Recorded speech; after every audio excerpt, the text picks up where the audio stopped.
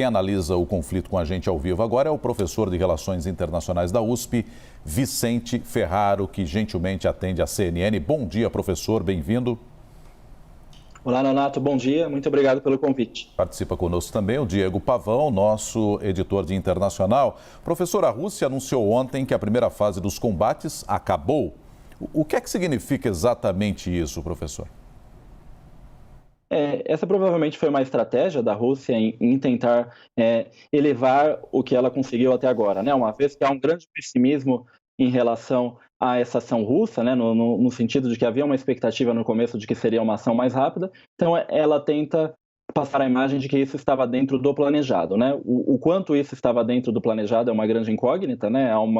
Há evidências de que isso de fato não estava dentro do planejado, de que essa ação não estava prevista para demorar tanto.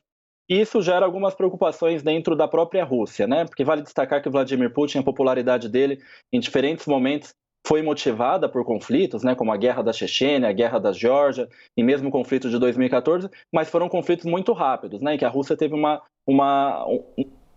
vitória muito rápida, né? E se essa guerra se prolongar por muito tempo, isso poderá remontar à primeira guerra da Chechênia, que foi quando a Rússia, o presidente Boris Yeltsin avisou que seria uma guerra rápida, uma guerra eficaz. A guerra acabou se prolongando por mais de um ano, com muitas baixas para a Rússia, e isso trouxe muita impopularidade para o presidente Boris Yeltsin na época. Então, há esse questionamento, né, de se essa guerra vai ser algo mais como a Segunda Guerra da Chechênia e outros conflitos, a Guerra da Geórgia, algo rápido, ou algo prolongado, com custo muito alto para a Rússia, como a Primeira Guerra da Chechênia. Diego. Professor, a Rússia disse que vai... Bom dia, primeiro, obrigado por participar aqui com a gente. A Rússia disse que vai focar agora a ofensiva no leste da Ucrânia, que é uma área que já é de influência russa. Qual que é a estratégia por trás de focar a ofensiva, de se alongar um conflito numa área que já é de influência dos russos nesse momento? Bom dia, Diego. Eu acreditava que havia uma expectativa, de que os russos tinham uma expectativa de que haveria uma maior aceitação dessas regiões do leste em relação à invasão russa, né? Que são regiões que tradicionalmente têm um histórico mais pró-Rússia, né? Principalmente antes de 2014.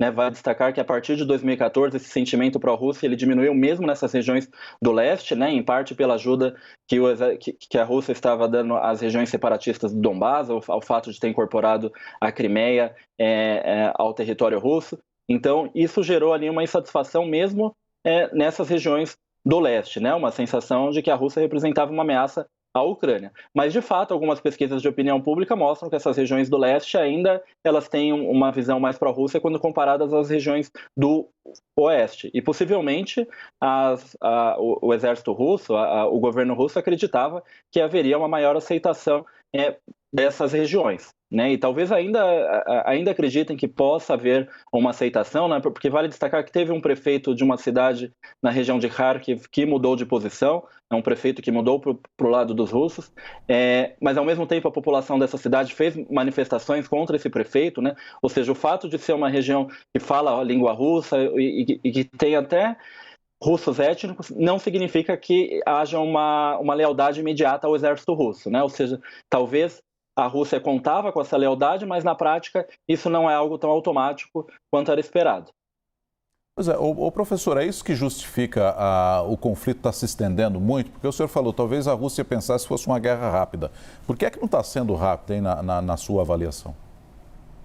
Olha, Nonato, essa é uma grande incógnita, né? Eu como cientista político, eu vejo mais essa questão política interna da Ucrânia, né? Mas eu acredito que estrategistas militares eles poderiam apontar outros detalhes militares, né, outros erros que talvez estejam sendo cometidos.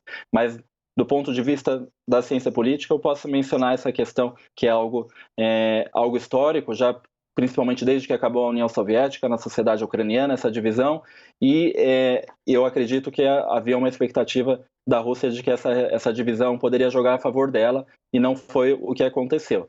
Mas, ao mesmo tempo, como o Diego estava mencionando, a Ucrânia vem recebendo uma ajuda militar muito grande de países do Ocidente, vem recebendo armamento. Antes dessa invasão, estava recebendo instrutores militares, estava recebendo estava participando de treinamentos militares junto com países da OTAN, ou seja, houve o exército ucraniano, obviamente, tem uma capacidade militar muito inferior à capacidade do exército russo, mas não é um exército completamente incapacitado também, né? Ou seja, e ainda com essa ajuda que vem recebendo, tem condições muito maiores de enfrentar, ou ao menos de segurar por um certo período essa invasão.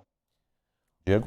Professora, se a gente analisar o discurso, por exemplo, do presidente Volodymyr Zelensky, de próprios oficiais do governo ucraniano, um mês atrás, um mês e meio atrás, a gente vai ver que eles falavam muito sobre a questão de integrar a OTAN, de que integrar a OTAN é algo que se manifestava na própria Constituição do país, era, ou ainda é, não sabemos, uma prioridade absoluta para a Ucrânia, integrar a aliança militar do Ocidente. Nas últimas semanas, o presidente Volodymyr Zelensky já deu a entender que isso não pode acontecer.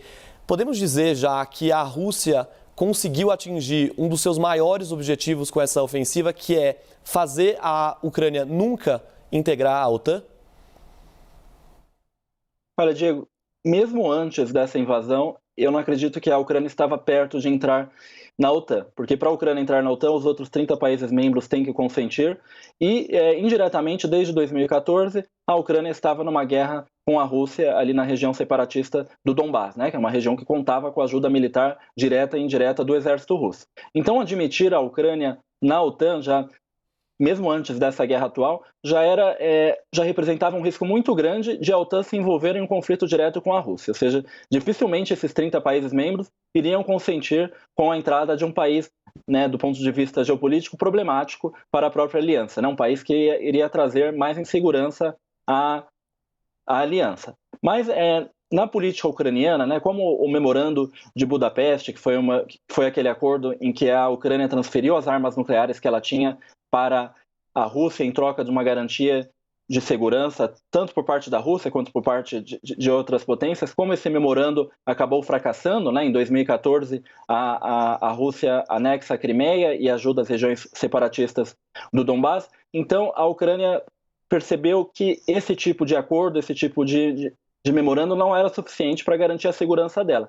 Então, essa vontade, essa ambição de entrar na OTAN, que já vem desde os anos 2000, né, que não é algo novo na Ucrânia, essa ambição que vem desde os anos 2000, ela se reforçou a partir de 2014, né, com a ideia de que os memorandos de Budapeste não foi suficiente para garantir a segurança dela. E isso também se reproduz nas opiniões nas opiniões de pesquisa pública, né? A maior parte da população, se antes de 2014 não havia um consenso da população em querer entrar na OTAN, depois de 2014 isso cresceu significativamente, né? E com a invasão russa atual isso cresceu ainda mais, mesmo regiões do leste, que eram muito hostis à entrada na OTAN, algumas pesquisas de opinião pública nas últimas semanas mostraram que mesmo nas regiões do leste há uma demanda, sim, para a Ucrânia entrar na OTAN. Mas, obviamente, como você mencionou, a Rússia, com essa invasão, ela consegue deixar isso muito mais distante, né? Os Zelensky têm essa pressão da opinião pública, mas também tem a pressão do conflito, a pressão da Rússia. Ou seja, isso é algo que dificilmente irá ocorrer. É algo que já era difícil antes de começar essa guerra e agora isso vai se tornando ainda mais impossível. Mas a grande questão é qual é o ganho geopolítico da Rússia com essa invasão, né? Por um lado, tem esse ganho geopolítico em garantir que a Ucrânia não vai entrar na OTAN, mas por outro lado tem uma presença agora muito maior da OTAN nas fronteiras russas, como a gente tem visto na Polônia, nos países bálticos, na Estônia, Letônia, Lituânia, é esperado uma presença ainda maior da OTAN. A Alemanha já anunciou que vai que vai aumentar significativamente o orçamento militar. Se antes de 2014 a Rússia tinha uma legitimidade em questionar a expansão da OTAN como algo que foi provocativo, algo que incomodou a diplomacia russa após o fim da Guerra Fria, agora com essa invasão, a Rússia acaba indiretamente dando uma legitimidade para a própria OTAN continuar a existir, né, e manter a presença nesses países.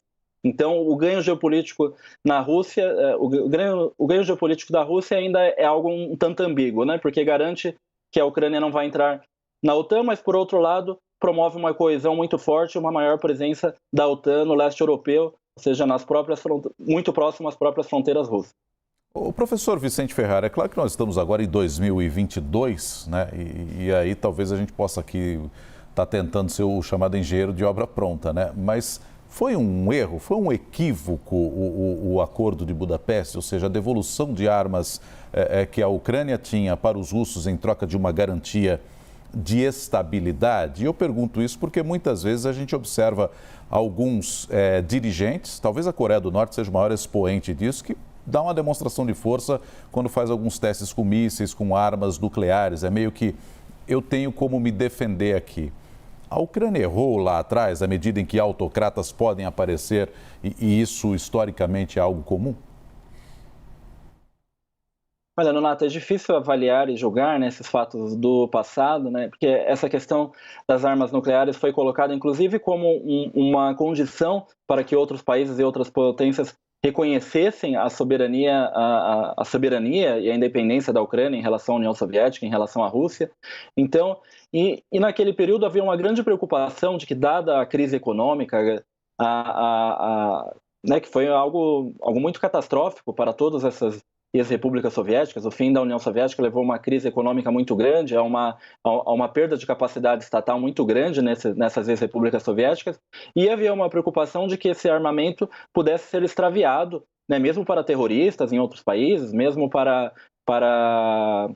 outros países com outras intenções. Então havia uma grande pressão internacional para que a Ucrânia fizesse essa transferência, né? Exatamente por essa preocupação de que houvesse o risco de um extravio dessas armas. Não apenas na Ucrânia, mas também no Cazaquistão, né? Ou seja, em outras repúblicas soviéticas também houve uma preocupação de que essas armas poderiam ser extraviadas. Mas como você mencionou muito bem, a questão da Coreia do Norte é um bom exemplo de que a chamada paz nuclear, a dissuasão nuclear, ela pode impedir outros países de promoverem uma invasão. Agora, ao mesmo tempo, a gente não sabe se em uma guerra, mesmo se a Ucrânia tivesse armas nucleares, né, o quanto isso poderia inibir uma ação russa, já que o uso de armas nucleares seria algo muito custoso para todos, né? Provavelmente sim, né, como a gente vê no caso da Coreia do Norte, mas, né, a Rússia tem um arsenal nuclear muito maior também, né? Ou seja, usar armas nucleares seria algo muito controverso. Professor, mais de um mês de guerra, centenas de sanções aplicadas do Ocidente contra a Rússia e até agora nenhuma dessas sanções parece ter feito Vladimir Putin repensar um pouco essa ofensiva dele na Ucrânia. As sanções ainda podem ser uma arma, uma alternativa importante para tentar fazer a guerra retroceder, para fazer Vladimir Putin repensar de fato essa invasão da Ucrânia? Olha, Diego, eu acredito que no curto e no médio prazo não, né? Se a gente olha para outros países que sofreram com sanções, o efeito delas foi muito limitado na política interna desses países, né? Ou seja, essas sanções não foram suficientes para mudar o curso da política doméstica desses países que sofreram essas sanções. Em alguns casos, essas sanções até reforçaram a legitimidade de regimes locais, né?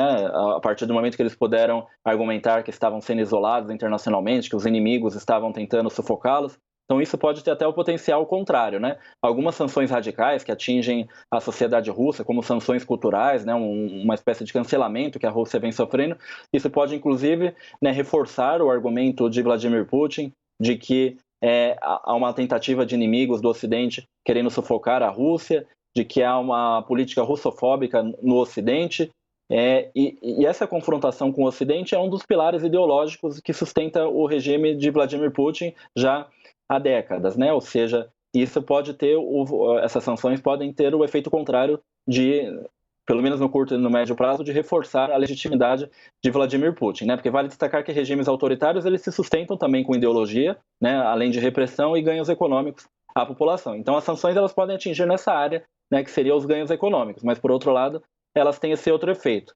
Sanções muito radicais também, que têm um impacto muito grande, há algumas pesquisas que mostram que elas podem incentivar radicalismos na sociedade, né? Tem países que sofreram sanções e há evidências de que, por exemplo, os movimentos terroristas acabaram ganhando mais força, porque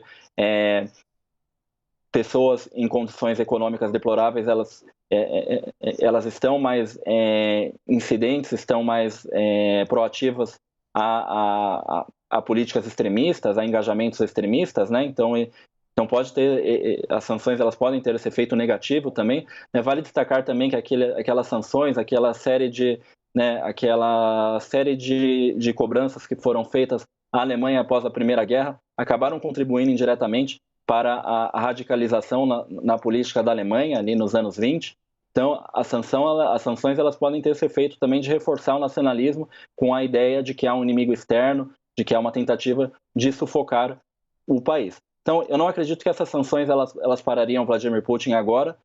A única coisa que eu acredito que poderia talvez parar ou interromper essa ofensiva russa seria se alguma concessão fosse feita à Rússia, né? Alguma concessão não só por parte da Ucrânia, mas por parte do Ocidente também, como um tratado de que não haveria mais a expansão da OTAN em direção à Ucrânia, pelo menos, né? Não tanto porque eu acredito que Putin esteja de fato preocupado com a expansão ali da OTAN, mas porque ele tem que mostrar para a população russa que essa guerra teve um ganho, né? Que esse esforço todo, esse custo todo que a Rússia já está pagando, teve algum retorno, né? Então, para ele interromper, ele teria que mostrar para a população russa que teve esse ganho, e o Ocidente e a própria Ucrânia indiretamente teriam que ajudá-lo a mostrar esse retorno.